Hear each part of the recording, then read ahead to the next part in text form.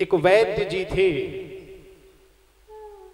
और हमारे ठाकुर के निराले भक्त थे भैया। और उनका ये नित्य का नियम था। नियम कैसा? सुबह जब उठते, घर से निकलते अपनी क्लिनिक के लिए, तो निकलने के समय उनकी पत्नी उनके हाथ में एक चिट्ठी थमा देती। और चिट्ठी पर लिखा क्या होता कि आज की जो सामान की हमारी रिक्वायरमेंट है, आवश्यकता है, सब्जी फल आदि जो भी है, उस दिन का जो सामान रिक्वायर्ड रहता था वो पत्नी उस चिट्ठी में लिख देती। और वो वैद्य जी अपनी पत्नी से वो चिट्ठी लेकर अपने क्लिनिक पर आते और चिट्ठी को खोलकर हर एक चीज के आगे उसका मूल्य लिख देते और कुल मिलाकर जितने रुपए बनते, जो मरीज आते उन मरीजों से पैसे लेते। लेकिन कब तक? चिट्ठी का जो टोटल अमाउंट है केवल तब तक। अगर आज के दिन की मेरी आवश्यकता 150 रुपए की है तो मरीजों से पैसे तो लेते, लेकिन जैसे ही 150 रुपए वे कमा लेते, उसके बाद जितने मरीज आते उनको वो फ्री में देख लेते, उनसे कोई पैसे नहीं लेते। क्योंकि उस वैद्य जी का ये मानना था कि मेरे गोविंद ने मुझे आज जो प्रदान किया है, कल वो मुझे भूखा थोड़े ही सुलाएगा। जिसने आज मुझे खिला दिया, क्या वो मुझे कल भूखा सुलाएगा? कदापि नहीं भैया, हो ही नहीं सकता। अगर विश्वास है तो वो कभी भूखा नहीं सुलाएगा। और भैया वैद्य जी का ये नियम निभाते निभाते आज कई वर्ष बीते, कई वर्ष। और आज एक ऐसा दिन आया, सुबह जब वैद्य जी अपने घर से निकल रहे थे अपनी क्लिनिक की ओर, उनकी पत्नी ने रोज ही की भांति आज भी उनको एक चिट्ठी हाथ में थमा दी। और आज क्लिनिक पर पहुंचने के उपरांत जैसे ही वैद्य जी ने वो चिट्ठी खोली, चिट्ठी में लिखे हुए जो सामान थे उनके आगे उन्होंने रुपए लिखे और अंत में एक बात लिखी थी। कौन सी बात? कि बेटी के शादी का सामान। अब भैया अंत वाली जो बात थी वैद्य जी ने जैसे ही पढ़ी तो वैद्य जी समझ गए कि केवल आज ही के दिन में मैं इतने रुपए कहां से इकट्ठे कर पाऊंगा, क्योंकि बेटी के शादी के सामान के लिए तो 100-200 में काम नहीं चलता भैया, वहां तो हजारों लग सकते हैं। तो वैद्य जी ऊपर जो सामान लिखे थे उनके आगे तो उन्होंने मूल्य लिखा, लेकिन जहां लिखा था बेटी के शादी का सामान,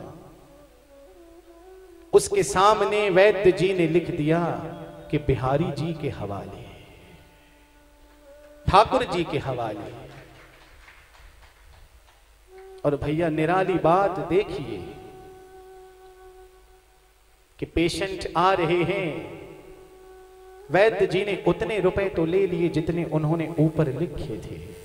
उसके बाद जो पेशेंट आ रहे थे उनसे वे पैसे कोई चार्ज नहीं कर रहे थे। और अचानक से ही वैद्य जी के क्लिनिक के सामने एक बड़ी कार आकर रुकी, उसमें से एक सेठ जी उतरे और वैद्य जी के पास आए। वैद्य जी ने कहा कि भैया बताइए आपको क्या मर्ज है? तो वो सेठ जी कहते हैं कि वैद्य जी आपने मुझे पहचाना नहीं। वैद्य जी कहते हैं कि भैया मेरी इस क्लिनिक पर रोज कितने ही पेशेंट आते हैं, हो सकता है मैं आपको नहीं पहचान पाया। तब वे सेठ बताते हैं कि वैद्य जी, आपको शायद याद नहीं, आज से 15-17 साल पहले की बात है। शाम का समय था, मैं अपनी छोटी बेटी के संग आपके इस क्लिनिक पर आया था और उस समय आप अपना ये क्लिनिक बस बंद ही करने वाले थे, क्योंकि आपकी भी एक छोटी बेटी आपके संग थी। और वैद्य जी, मेरी बेटी का जो मर्ज था उसका कोई उपचार कहीं मिल नहीं रहा था। किसी ने आपका पता बताया तो आप तक मैं पहुंचा था। और वैद्य जी, यकीन मानिए, जब मैंने अपनी बेटी का वो मर्ज आपको बताया, आपने दवाई दे दी। जब मैंने आपसे पैसे पूछे तो आपने मुझे अपना नियम बता दिया कि भैया, मेरी चिट्ठी में लिखे हुए रुपयों से अधिक मैं कभी किसी से लेता नहीं। और आज मेरी चिट्ठी में जितने रुपए मुझे जरूरी थे उतने मुझे मिल चुके हैं। उसके बाद अब किसी पेशेंट से मैं कोई चार्ज नहीं लूंगा। और वैद्य जी, यकीन मानिए, आपकी उस दी हुई दवाई से मेरी बेटी का वो मर्ज ठीक हो गया।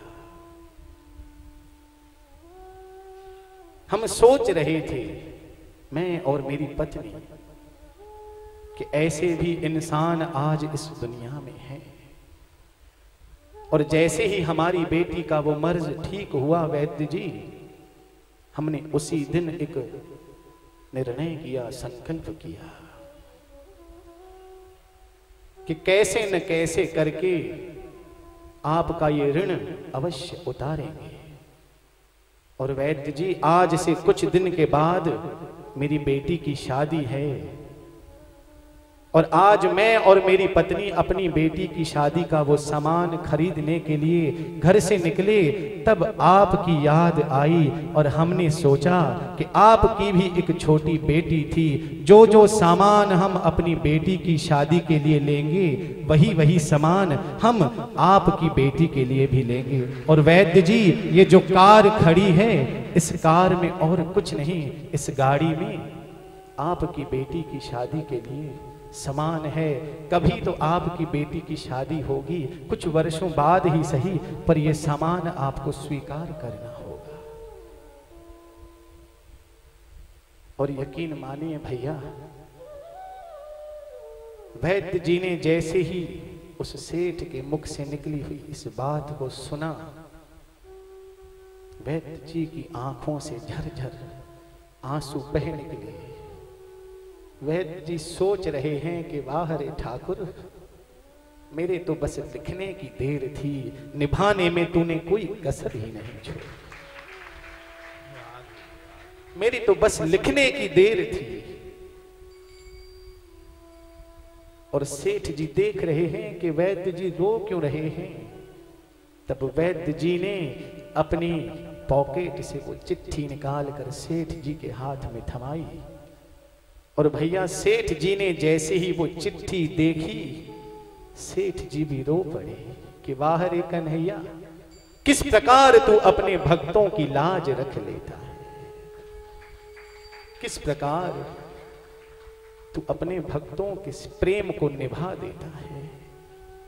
तभी तो हम गा रहे थे ना कि तेरा इश्क गर न होता, ये बंदगी न होती, और जो तेरी कृपा न होती, ये जिंदगी न होती।